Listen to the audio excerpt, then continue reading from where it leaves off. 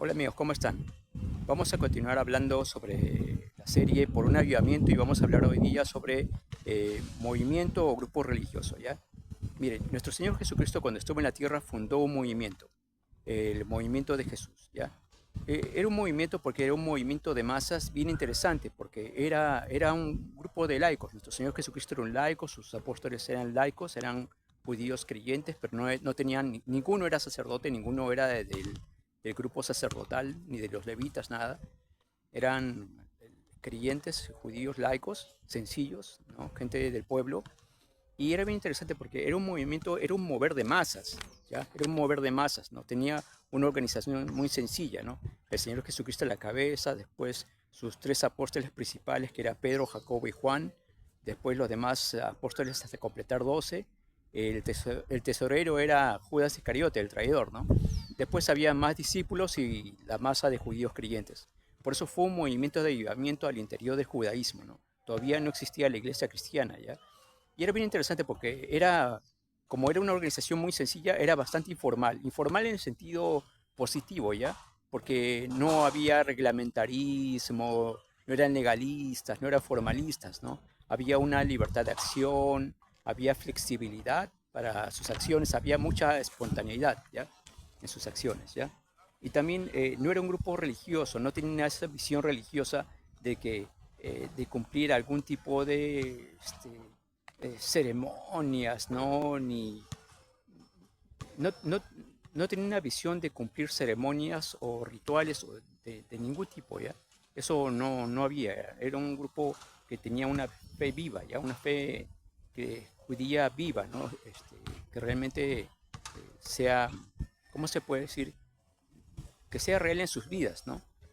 Libre de toda religiosidad, ¿no? Por lo mismo, entonces no había ningún tipo de ritualismo, no había ritual, ni ceremonias, ni protocolos, ¿no? Ni cuidar las formas ceremoniales, ni trajes especiales, ¿no? Ni cuellos clericales, ni atuendos, nada de eso, ¿no? No había nada de ritualismo, ¿ya? Y no tenían templos. Ellos, era un movimiento que era itinerante, se movía de acá para allá, se movían por los valles, por los ríos, por las montañas, por los campos, ¿ya? Entonces, por eso no tenían templos. Ya con el devenir del tiempo, ya se empezaron a reunir en casas, pero no tenían nada de iglesias, ni templos, ni catedrales, ni nada de eso, ¿ya? Y se empezaron a reunir en casas ya cuando el Señor Jesucristo ascendió, ¿ya? Pero sus casas no eran vistas como templos para nada, ¿no? Prácticamente se podría decir que se reunían en células en hogares, ¿ya?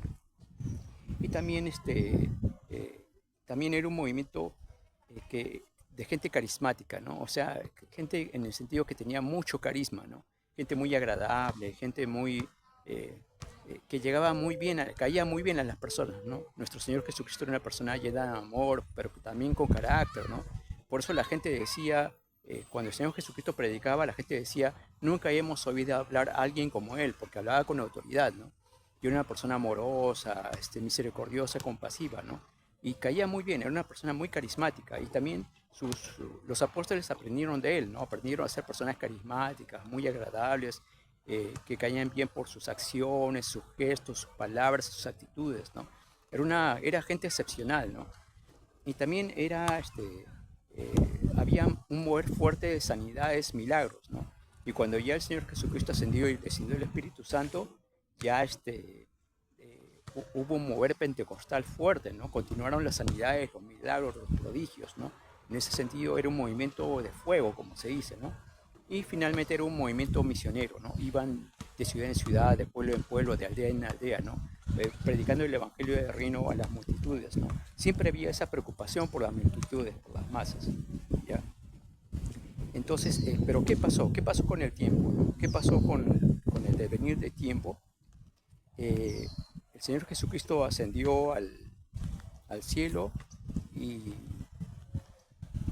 las iglesias se reunían en casas, pero ¿qué pasa? De que comenzaron las persecuciones, ¿ya? ¿Y cuando se arruinó el movimiento? El movimiento realmente se arruinó cuando Constantino el Grande eh, legalizó el cristianismo y lo convirtió en la religión del Estado, ¿ya? Y al convertirlo en la religión del Estado, la iglesia, los cristianos se institucionalizaron. El pueblo cristiano, la iglesia cristiana, como se dice, se institucionalizó, ¿ya? Y cuando se institucionalizó, comenzó una serie de prácticas que empezaron a matar el movimiento, ¿no? Por ejemplo, se burocratizó, ¿no?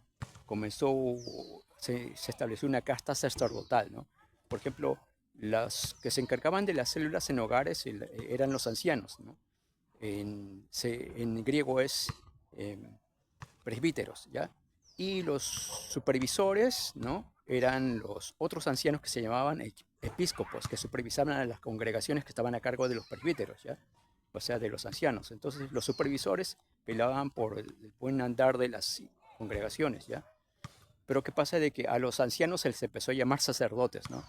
Y a los supervisores, que eran episcopos, se les empezó a llamar obispos, ¿ya?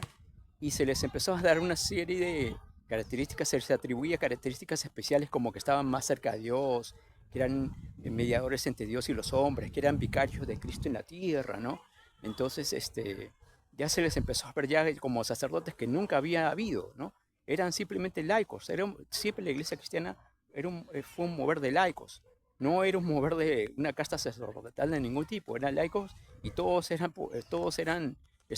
tenían la capacidad de acercarse a Dios individualmente, no estaban de ningún tipo de sacerdote, ¿ya? Entonces se creó toda esta casta sacerdotal al burocratizarse, ¿no? Y se volvió formalista, ¿no? Empezó un formalismo, un reglamentarismo, ¿no? Un legalismo en sus prácticas, ¿no? Y encima se volvió religioso, porque religioso significa de que al practicar tuvo una, un rito religioso, ese rito religioso tiene un poder ex opere operato, significa que por el solo cumplimiento ya tiene una validez, ya tiene un reconocimiento. O sea, si la Biblia dice no dejes de congregarte, entonces la cuestión es de que tienes que cumplir ese mandamiento. Entonces vas, te congregas y apenas entras por la puerta hacia el local de la iglesia, ya cumpliste con el mandamiento, ¿no? Ahora, si te duermes adentro del templo, si piensas, estás pensando en el partido de fútbol o, o si estás pensando más en tu enamorada, ¿no? Entonces eso no importa porque ya cumpliste, ¿no? Con entrar dentro del templo, ¿no? Ya cumpliste con congregarte. Esa es la visión religiosa, esa es religiosidad. Cuando crees de que por el solo cumplimiento este cumplimiento tiene un valor delante de Dios, ¿no? Sin importar si tienes fe, sin importar si realmente vas con amor a Dios, si quieres servir al Señor, nada, ¿no? Esa es la visión religiosa, ¿no? Se le da al rito religioso, a la actividad religiosa un valor de por sí, ex opere operato, por el solo hecho de cumplirlo. Entonces comenzó esa religiosidad, ¿no? Y empezaron los rituales, ¿no? Las ceremonias, a cuidar las formas, ¿no? Los protocolos, comenzó un ritualismo increíble, ¿no? Y encima se empezaron a construir templos, ¿no? Imitando a las sinagogas, ¿no? O al templo de Jerusalén que ya había sido destruido, ¿no? Empezaron a construirse templos y se les llamó templos, tal como el templo de Jerusalén se les llamó templos, ¿no? Ya los locales se llamó iglesias, cuando realmente la iglesia es la congregación de las personas, es la gente, ¿no? No es el local, ¿no? Se le llamó iglesias a sus locales, ¿no? Y si eran grandes locales se les llamó catedrales, ¿no? Y se les atribuyó que eran lugares santos, ¿no? Como el templo de Jerusalén, que ya no existía, cosa que no está en la Biblia, ¿no? Y se les empezó a llamar casa de Dios, cuando la verdad es de que el Señor no tiene casa, porque en la misma Biblia el Señor dice, ¿qué casa me construiréis? O sea, el Señor no tiene casa, ¿no? Pero la gente le empezó a llamar casa de Dios, ¿no? Y que ese lugar era un lugar santo, ¿no? Entonces, y que había que cuidar las formas dentro de ese lugar santo, ¿no? Entonces, era una cosa increíble, ¿no? Cómo empezó a distorsionarse todo, ¿no? Y se volvió un movimiento estático por el mismo hecho de que, como ya estaban dentro de sus templos y tenían una visión templocéntrica de sus acciones, se volvió un mover estático, ya no cesó el mover misionero, ¿no? Eh, y comenzó un proceso de frialdad, ¿no? Frialdad, y encima comenzaron abusos religiosos, ¿no? Porque ya los hombres santos, ¿no? Los que tenían altos cargos eclesiásticos empezaron a abusar de su poder sobre las personas, ¿no? Como eran vistos como vicarios de Cristo en la tierra, infalibles, ¿no? Mediadores entre Dios y los hombres, ¿no? Eran personas consideradas ungidas, ¿no? Entonces ya comenzó un abuso religioso de esas autoridades religiosas sobre el pueblo, ¿no? Y empezaron a cesar los milagros, ¿no? Y bajó el auge misionero. Eso es todo lo que empezó a pasar, ¿no? Con el movimiento de Jesús. Al final el movimiento de Jesús se murió, y dio lugar a una institución eh, eclesiástica, religiosa, ¿no? Y así es como el movimiento de Jesús pasó a ser una institución religiosa. ¿Cuál es el problema? El problema fue la institucionalización, pues cuando una iglesia se institucionaliza, comienza todo ese proceso de burocratización, reglamentarismo, ¿no? Religiosidad, ritualismo, ¿no? Se construye una pirámide organizacional con hombres supuestamente santos, ¿no? Y con una casta, se crea esa casta sacerdotal, ¿no? Que tiene un poder vertical sobre la gente, ¿no? Y así es como se mató el movimiento de Jesús, ¿no? Mi propuesta es de que la iglesia cristiana evangélica regrese a ser el movimiento de Jesús, regrese a ser, que rompa finalmente con todo este exceso de institucionalización, burocratización, clericalización, ¿no? Romper con todo tanto reglamentarismo, tanto ritualismo, tanta religiosidad, ¿no? Y que sea un movimiento nuevamente dinámico, flexible, misionero, itinerante, preocupado por las personas, ¿no? Pentecostal, ¿no? Que vuelva a ser eso, ¿no? No lo que se ha convertido, ¿no? Porque realmente la gran mayoría de denominaciones evangélicas nacieron como movimientos de masas. No es que apareció un hombre y dijo, yo voy a fundar la iglesia tal. No, eran masas de gente, pastores y laicos, que fundaron casi todas las denominaciones evangélicas. Inclusive muchas denominaciones evangélicas fueron fundadas básicamente por laicos. Y después establecieron una casta sacerdotal evangélica, ¿no? Protestante, ¿no? Con sus pastores, sus presbíteros, sus reverendos, ¿no? Sus obispos, ¿no? Entonces eso es algo, ellos mismos se boicotearon a sí mismos y eso no debería ser, ¿no? Ahora en estos últimos tiempos creo que si quieren impactar a la sociedad como impactó el movimiento de nuestro Señor Jesucristo, la sociedad de su tiempo, que las iglesias regresen a hacer movimientos, que salgan de sus templos, ¿no? ¿Por qué no se reúnen mejor en campos deportivos, en centros recreacionales, ¿no? En eh, parques zonales, ¿no? Y ahí tienen sus cultos, ¿no? Porque después de los cultos no tienen un almuerzo y comparten el almuerzo con los vecinos, con las personas que están ahí alrededor, ¿no? Compartir el almuerzo con ellos, ¿no?